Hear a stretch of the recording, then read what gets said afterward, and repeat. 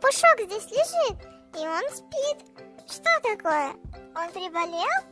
Мы не знаем, Блайс. Пушок весь день спит. Так, сейчас я посмотрю. Возможно, он простыл. Ему нужно сделать укол, и он быстро поправится.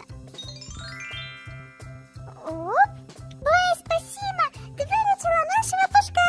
Мы теперь будем с ним снова играть, бегать! Он нас будет катать! Да? Быстро поправится, правда, Блайс? Конечно, поправится, я же ветеринар. Мы будем веселиться! Сейчас я ему помассажирую спинку, чтобы не болело место укола. Пушок, спи, высыпайся, а проснешься совсем здоровым.